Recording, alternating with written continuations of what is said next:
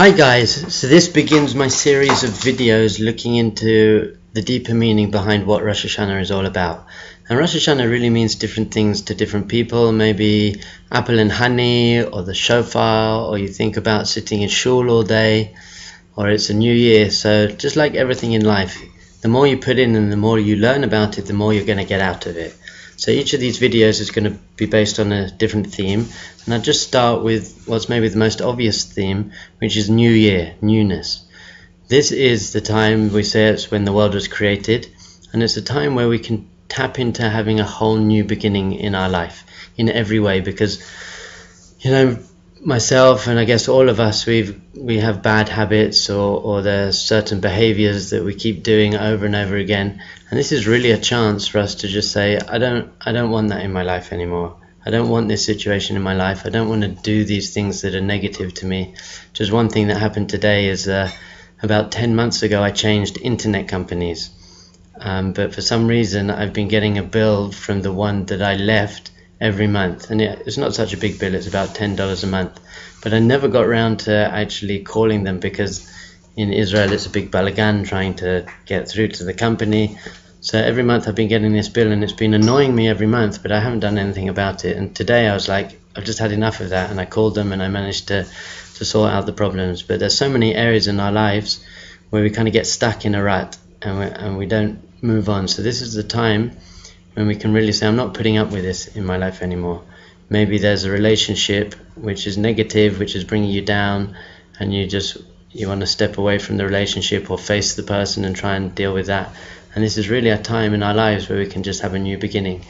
And it's not only negative habits and negative things, it's also looking into the positive things we're doing and making sure that we're doing them with newness, and we're not just doing them out of habit. For example, a good thing, I say I love you to my wife every day, but at the end of the conversations now I can just say to her, bye, I love you. And I've said the words, and it's a good thing to say, but if I don't really mean it because I'm just saying it because that's what I say every day, I've lost the chance for the connection.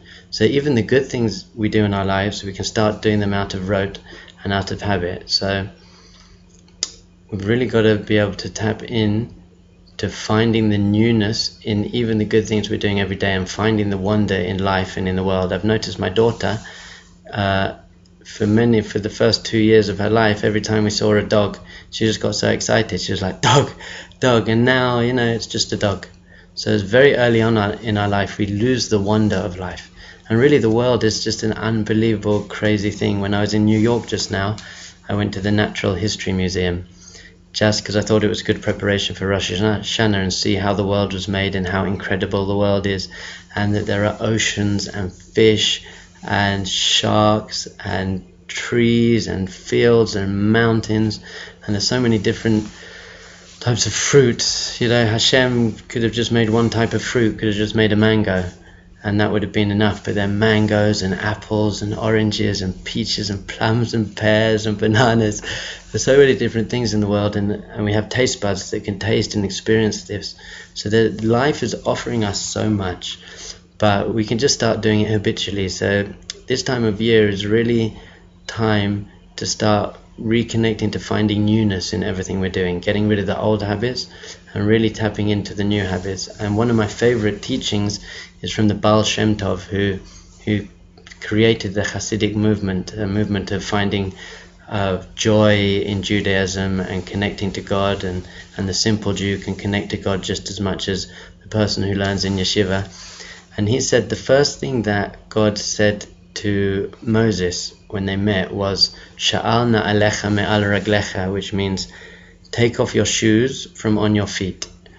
Now the second half of that sentence seems a bit redundant. Once you say take off your shoes, I know where I have to take my shoes off from. They're from on my feet.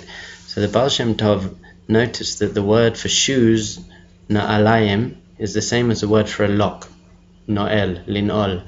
And the word for feet, ragel, is the same as the word for being habitual, lehitragel. In English you say regular, you're doing something regularly. So God says to Moses, Sha'alna alecha me'al raglecha, take your shoes off from your feet. Actually, on a deeper meaning, it means unlock your habits.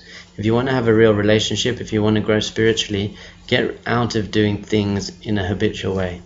So this is what we're going to do. This is what this time of year is really tapping into. One exercise maybe you can do that my wife and I, we do every year. We write down things we want to let go of, things that happened in our lives that we've been holding on to, and then we burn them. So maybe you can actually do this, practically write down all the things, all the pain, all the suffering, all the struggles you've had that you want to let go of and be fresh and go into the new year, and just have a ceremony and burn them and step into the new year with a fresh slate and really looking for the wonder and joy in life. Thank you. I'll see you in the next video.